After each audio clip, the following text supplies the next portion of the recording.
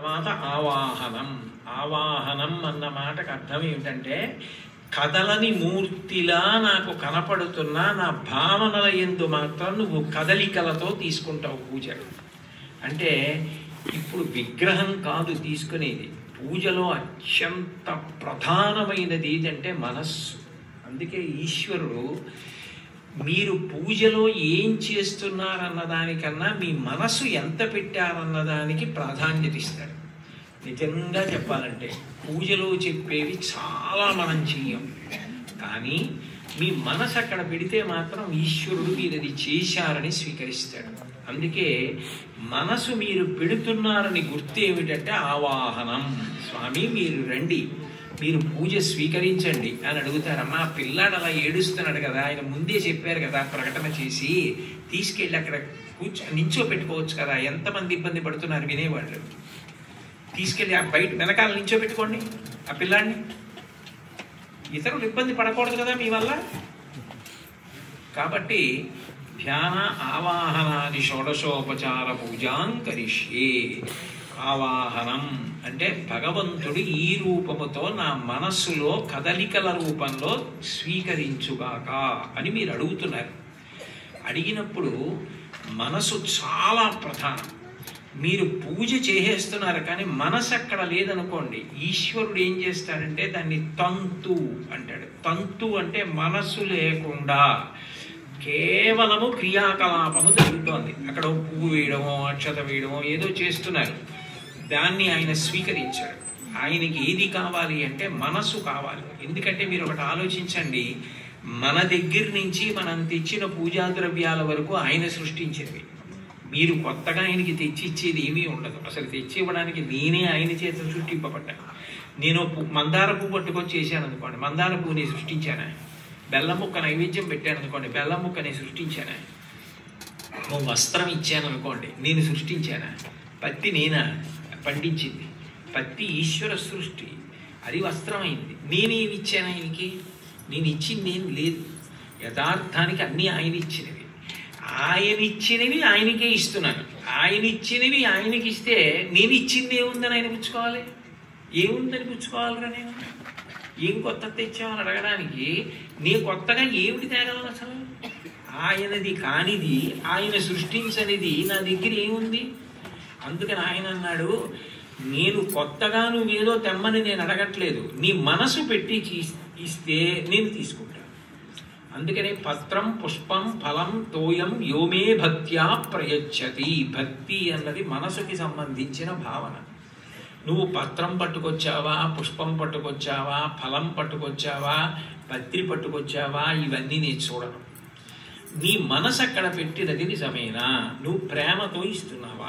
నువ్వు ప్రేమతో చేస్తే దాన్ని ఉపచారము చేశావని స్వీకరిస్తా. నువ్వు అట్లా ప్రేమతో మనసు పెట్టి ఇవ్వకపోతే నేను దానిని కేవలము తంతు, నేనిచ్చినదే తెచ్చి నా దగ్గర పెట్టావు తప్ప నువ్వు నాకు మనసు అక్కడ పెట్టలేదు, కాబట్టి అది పూజ కింద నేను స్వీకరించానన్నాడు. అందుకని మనసు చాలా ప్రధానం. కానీ యథార్థానికి మనం పెట్టలేనిది ఏది అంటే మనసు ఒక్కటి. ఎందుకని అంటే మనసుకి రెండు గొప్ప లక్షణాలు ఉంటాయి. ఒకటి, మనసుది అపారమైనటువంటి వేగం. దానంత వేగం ఇంకా ఎక్కడా ఉండదు లోకంలో. పూజ చేసుకుంటున్నాను అనుకోండి, ధ్యానం అని నేను ఏదో శ్లోకం చదవాలా ఉంటాడు పరమాత్మ అని ఊహ చేస్తున్నాను. కానీ అది ఏం చేస్తుందంటే, నేను ఇలా ఊహ చేస్తుంటేనే రేపు పొద్దున నేను ఎక్కవలసిన విమానం ఎన్నింటికి నేను అడగడం మర్చిపోయాను. ఇక్కడి నుంచి విమానాశ్రయానికి ఎంతసేపు పడుతుంది, అక్కడ మళ్ళీ ఎంతసేపు పట్టే అవకాశం ఉంది, నేను ఇన్నింటికి బయలుదేరాలి, ఇది అడగాలి సుమా, మర్చిపోయానంటే చాలా ఇబ్బంది పడిపోతాం, అందుకని ఈ విషయం కనుక్కోవాలి, ఇవన్నీ ఆలోచిస్తూ ఉంటుంది నా తిరుగు ప్రయాణం గురించి.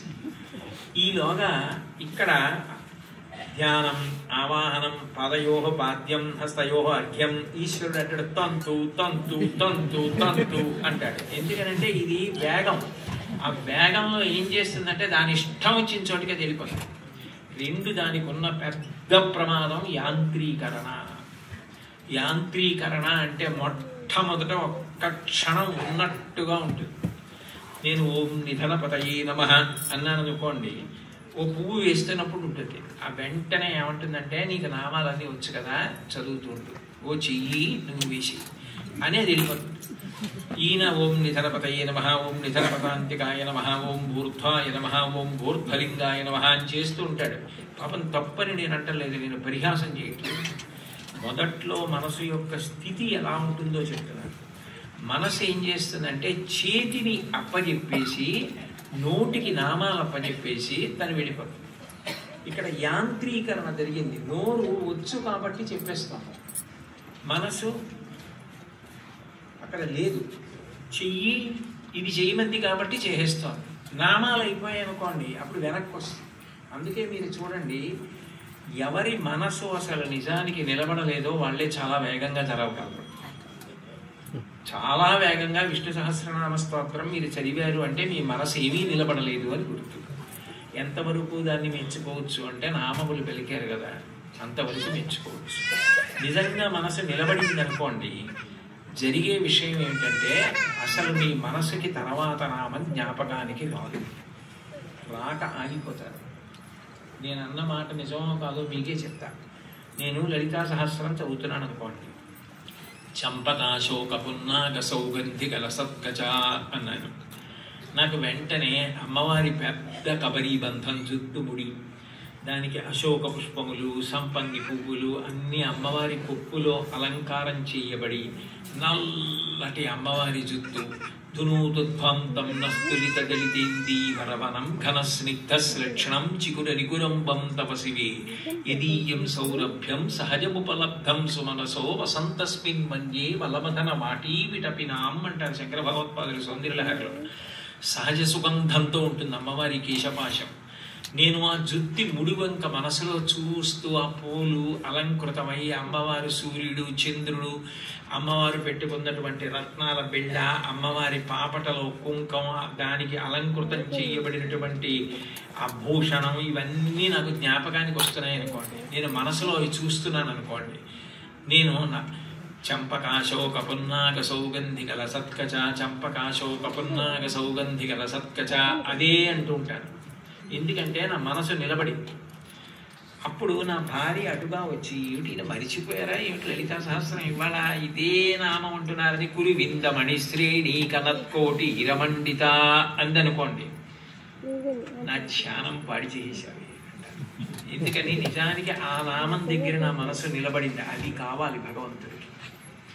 ఏ ఒక్క నామం దగ్గరైనా నీ మనసు నిలబడిందా? అందుకని నామం నేర్చుకుంటే నామానికి అర్థం తెలుసుకోమంటాడు. అర్థం తెలిస్తే మనసు రమిస్తుంది. అర్థం తెలియకపోతే గడగడ గడగడ గడగడ గడగడ వెళ్ళడం మంచిది. అది కూడా నేను తప్పు పడ్డాను. అసలు ఆ పాటి నామాలు చదవడం రావడం చాలా గొప్ప కాదు, మంచిదేది. కానీ ఎక్కడో అక్కడ ఎప్పుడో అప్పుడు మనసు ధ్యాన స్థితిని తనంత తాను పొందాలి. నామానికి అర్థం తెలిసిందనుకోండి, మీరు చటుక్కని మనసు అక్కడ లగ్నమై ఉండిపోతుంది. అది ఈశ్వరుడు పూజ కింద తీసుకుంటాడు.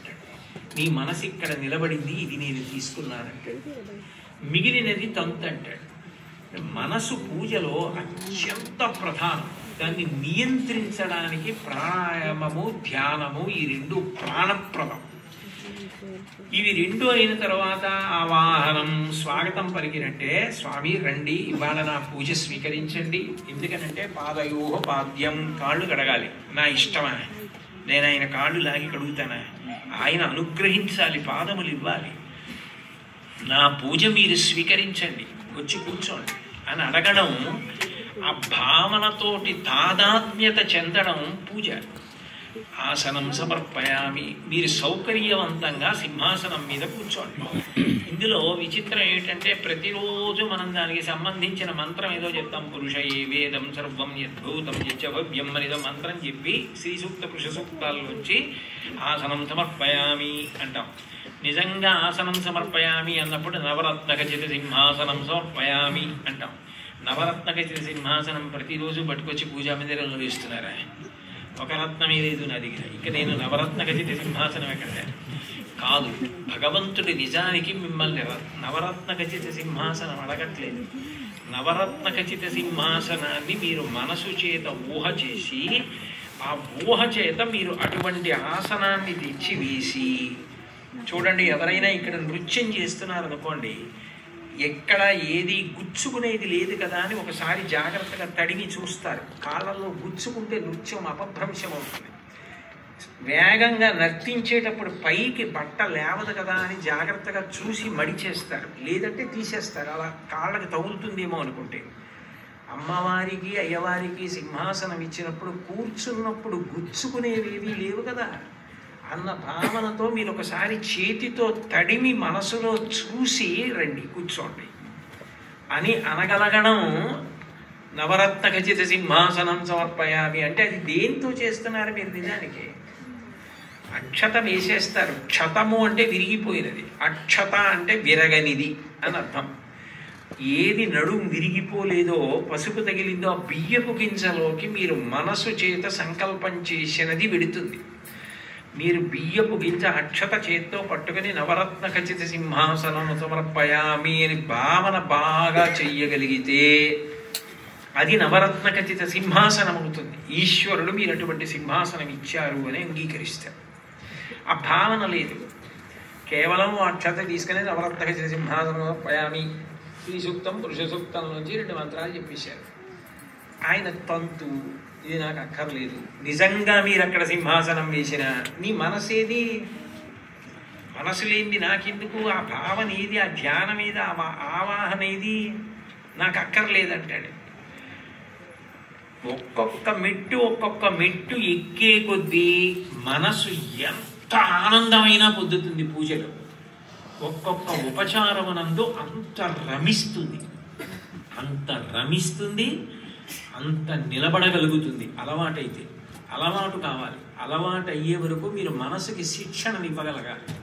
మనసుకి శిక్షణ ఇవ్వకపోతే అది స్వతంత్రంగా తిరుగుతుంది. అది ఈ జన్మ లక్షణం కాదు, కొన్ని కోట్ల జన్మల నుంచి అది స్వతంత్రంగా తిరగడాన్ని అలవాటు చేసేసుకుంది. అది చెప్పినట్టు మనం వినడమే కానీ మనం చెప్పినట్టు అది వినే అలవాటు లేదు నాబోటిగడికి.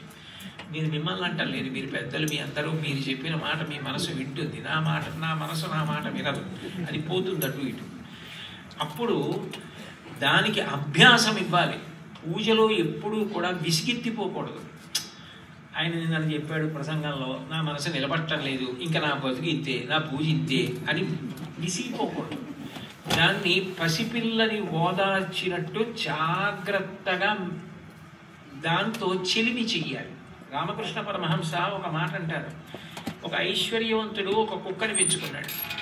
ఆయన ప్రతిరోజు తన పని పూర్తి చేసుకుని ఇంటికి వచ్చి వాహనం దిగేటప్పటికీ ఈ కుక్క గబగబా ఎదురు వెళ్ళి ఆయన కంఠం పట్టుకుని ఎగిరి ఆయన ఒళ్ళంతా ముఖం అన్నీ నాకేసేది. ఆయన దాన్ని కౌగిలించుకుని ఎత్తి ఇంట్లోకి తీసుకొచ్చి పక్కన పెట్టుకునేవాడు. ఓ రోజున ఎవరో ఒక సాధు పురుషుడు వచ్చాడు. ఆయన అన్నాడు, ఏమయ్యా కుక్కని ప్రేమించవద్దని అనను, కుక్కని జాగ్రత్తగా చూడవద్దని నేను అనను, కానీ కుక్క లాలాజనంలో ఒక్కొక్కసారి ప్రమాదకరమైన సూక్ష్మక్రిములు ఉంటాయి. దానితో నాకించుకోవడం ఏమిటి? కుక్కని ప్రేమగా చూడు, కానీ కుక్కని ఎక్కడ ఉంచాలో అక్కడ ఉంచుకో. అలా నీ మీద ఎక్కించుకుంటే తెలియకది నీ మనవడిని నాకుతుంది లేదు, వాడికి రోగనిరోధక శక్తి తక్కువ ఉంటుంది. అందుకని నువ్వు ఈ కుక్కని మీదకెక్కకుండా అలవాటు చెయ్యండి. అది ఎవరికి అర్థమైంది? ఆయనకి అర్థమైంది, యజమానికి. కుక్కకి అర్థమవుతుందా?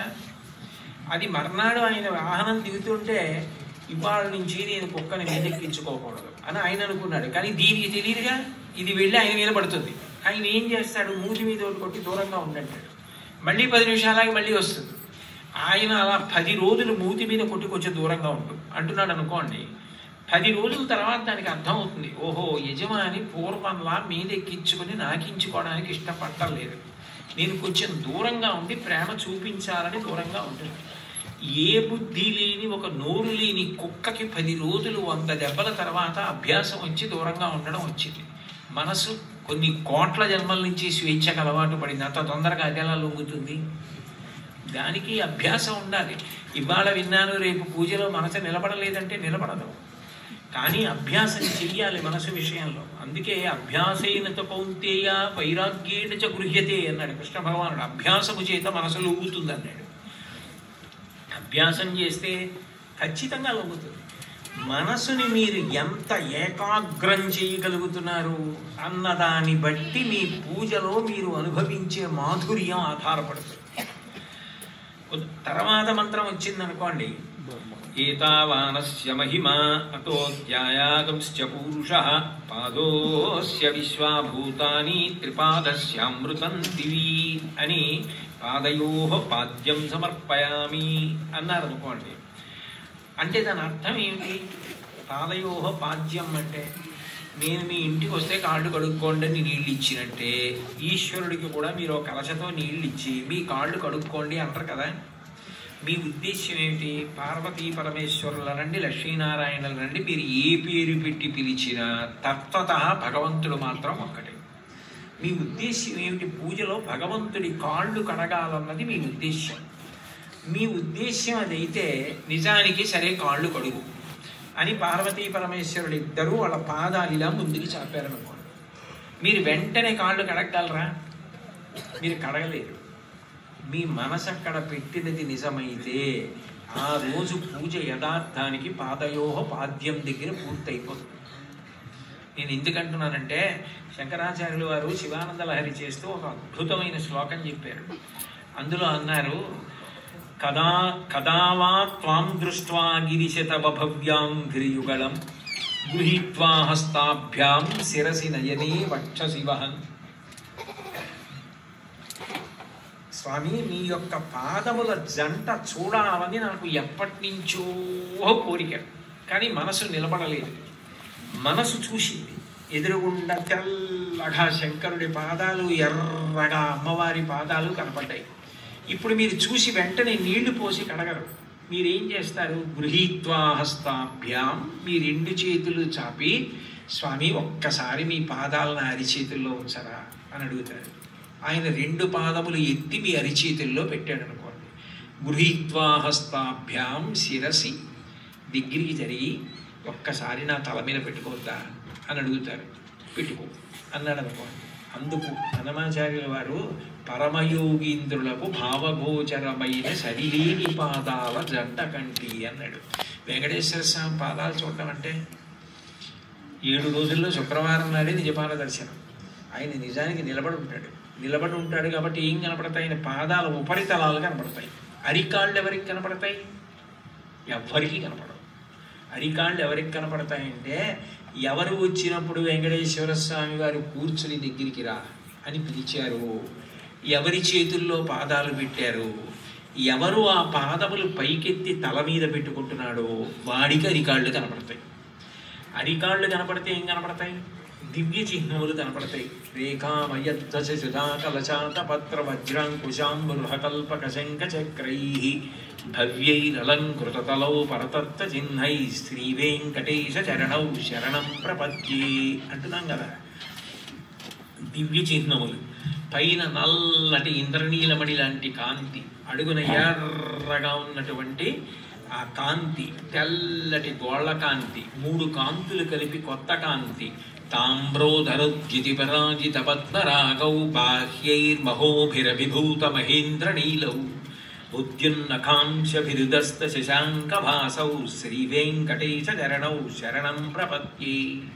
అటువంటి కాంతులతో ఉన్న శ్రీపాదాలని మీరు ఇలా అరిచేతులతో పట్టుకున్నారు. తల మీద పెట్టుకుంటానన్నారు. పెట్టుకో అన్నాడు. మీరు ఏం చేయాలి? ఇంకా దగ్గరికి జరగాలి. దగ్గరికి జరిగి మంజీరములతో ఉన్నటువంటి ఆ పాదములను పైకెత్తి ఆయనకి నిప్పి పెట్టకుండా జాగ్రత్తగా తల మీద పెట్టుకోవాలి. పెట్టుకుంటే మీరు అవి జారిపోకుండా మీ 2 చేతులతో పాదాల మీద చేతులు వేసి పట్టుకోవాలి. ఆయన అరికాళ్ళు బరువు అంతా పడకుండా కొంచెం పైకి ఎత్తి పెట్టి తేల్చి మీ తల మీద పాదాలు పెట్టాలి. అప్పుడు ఆ పాదాల స్పర్శ మీ తలకి తగులుతుంటే మీరు చేతులతో పాదములను పట్టుకుంటే మీకు కలిగేటటువంటి పరవశం, ఆనందం ఎంతసేపు అలా ఉంటారన్నది మీ యొక్క ధ్యాననిష్ట మీద ఆధారపడి ఉంటుంది. అలా కూర్చుని అంత ఆనందం అనుభవించి అప్పుడు పార్వతీదేవి పాదాలు మళ్ళీ తల మీద పెట్టుకుని పరమానందాన్ని పొంది గృహీత్వా హస్తాభ్యాం శిరసి నయని, ఆ వేళ్ల చివరి భాగాలు పువ్వులు ఎలా ఉంటాయో అలా ఉంటాయి.